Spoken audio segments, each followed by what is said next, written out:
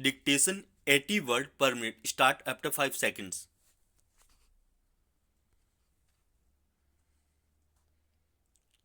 Start. Donald Trump's mass deportation drive hit its first hurdle on Sunday when Colombian President Gustavo Petro refused permission to two United States military planes carrying migrants to land. A furious Mr. Trump announced that the US would impose a 25% tariff on all Colombians goods, which would be raised to 50%. The US also threatened to impose banking and financial sanctions and issue travel bans on Colombian officials and associates. Mr. Petro, a former guerrilla, responded in kind by saying Colombia would also impose traffic up to 50% on American goods and refused to shake hands with white slaveholders. But Bogota, under pressure, eventually accepted to take back the migrants with dignity and respect. A trade war would have been bad news for both countries whose bilateral trade stood at $13.5 billion in 2022 with a $4 billion surplus for the US. High tariffs would have been a body blow for Colombia as the US is its largest trading partner with tariffs and financial and political sanctions. America could cripple Colombia's economy and destabilize its polity at a time when its fight with guerrillas is escalating.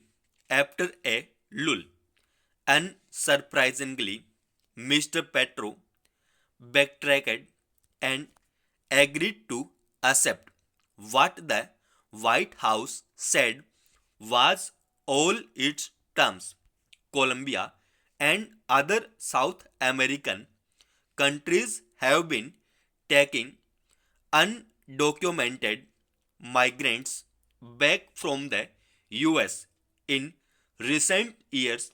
In January, there were 90 deportation flights from the US to its southern neighbors, 8 of which landed in Colombia.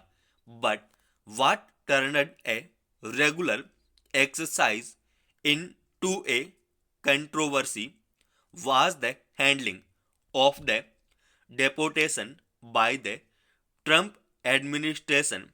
The use of mostly military planes, which angered the countries, have been taking undocumented migrants back from the US in recent years.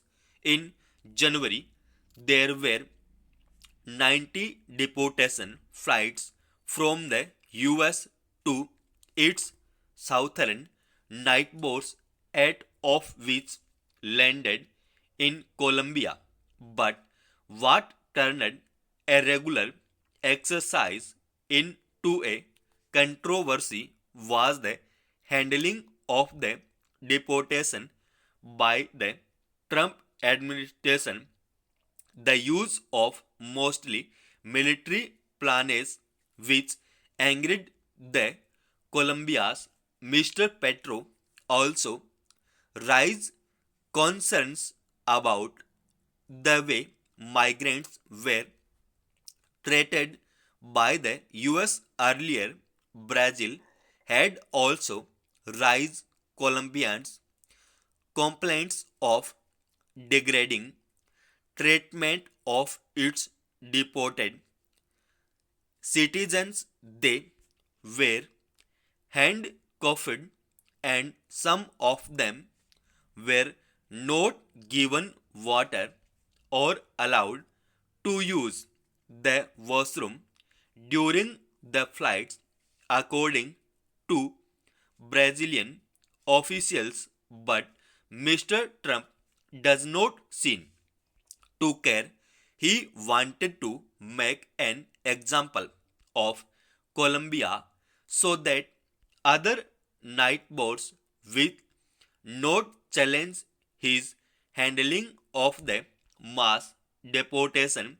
He may have forced Colombia to backtrack for now using America's economic muscle, but this kind of curtains could backfire in the long run in a region where America has always tried to maintain its geopolitical hegemony, and the inhumane conditions in which hundreds of migrants are being deported every day is a blows America's tall claims of protecting human rights.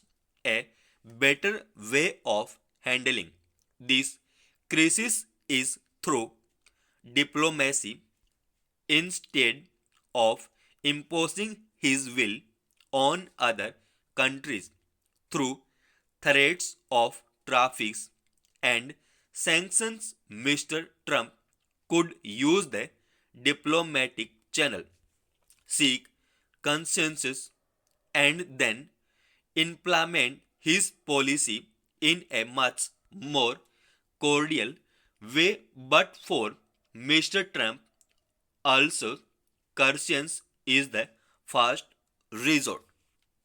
And